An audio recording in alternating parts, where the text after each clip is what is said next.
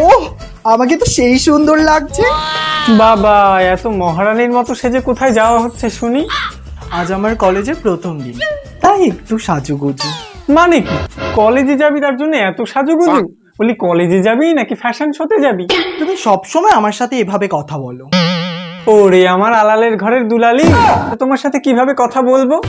একটু মিষ্টি করেও তো বলা যায়। হ্যাঁ হ্যাঁ হ্যাঁ, ওই প্রথম দিন একটু মিষ্টি করে কথা বলেছিলাম, তারপর থেকেই তোর বাবা আমাকে এই বাড়ির চাকরানি বানিয়ে রেখেছে। এই ধরনের কথা না আমার একদম পছন্দ না। তাড়াতাড়ি খেতে দাও, খিদা পেয়েছে।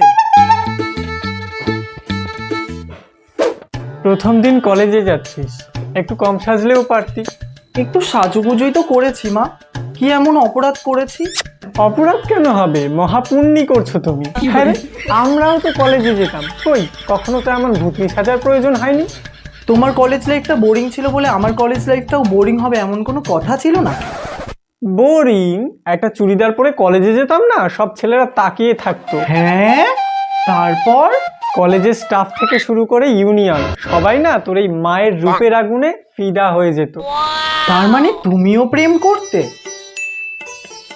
ও মা, বলো না তোমার কটা বয়ফ্রেন্ড ছিল? ওসব বয়ফ্রেন্ড টয়ফ্রেন্ড ছিল না, তবে একজন মনের মানুষ ছিল। কে এসে? তোর বাবা। হ্যাঁ, কি বলছো কি? তোমাদের কেসটা কি ছিল একটু বলো তো।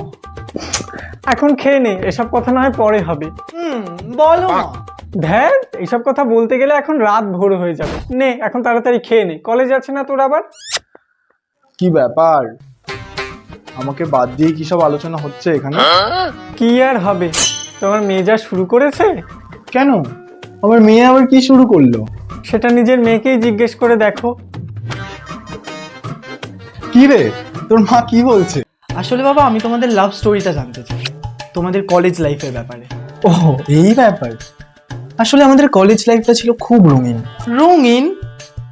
সেটা আবার কেমন? প্রথম যেদিন কলেজে গিয়েছিলাম, একটা সাদা জামা আর একটা টেরিকোটের প্যান্ট পরে সব মেয়েরা আমার দিকে তাকিয়েছিল। একটা দুটো করে সব মেয়েরা আমার সাথে কথা বলতে চাই। তারপর? তারপর একটা দুটো করে সবাই প্রেমপত্র দেওয়া শুরু করলো। আর তোর বাবা কেষ্ট ঠাকুর হয়ে সেই সমস্ত প্রেমপত্রগুলো পড়তো। মিথ্যে বলবো না, সত্যি পড়তাম। শুধুই পড়তে, কারোর সাথে কথা বলতে না?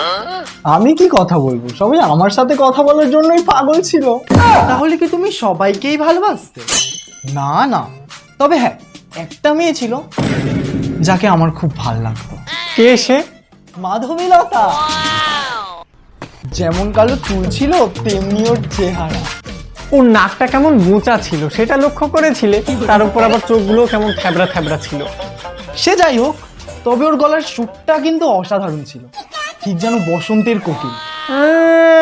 কোকিল না ছাই, একটা হারমোনিয়াম এনে দাও না, দেখো আমিও কেমন গান গাইতে পারি। তোমার মনে আছে কিভাবে আমাদের প্রথম দেখা হয়েছিল? সে কি আর ভোলা যায়? দুজনে একই সুরে গিয়েছিলাম। সেদিন দুজনে দুলেছি বনে, ফুলো ডোরে বাঁধা ঝুলো না। স্টপ স্টপ স্টপ, আমার কলেজে যাওয়ার দেরি হয়ে যাচ্ছে। সাবধানে যাস। মেয়েটা বোধহয় লজ্জা পেয়ে গেল জানো। তা লজ্জা পাবে না, যা শুরু করেছো তুমি। শুরুটা না হয় আমিই করলাম, শেষটা না হয় তুমি করো। শখ কত, উনুনে আমার তরকারি বসানো, সরো যেতে হবে।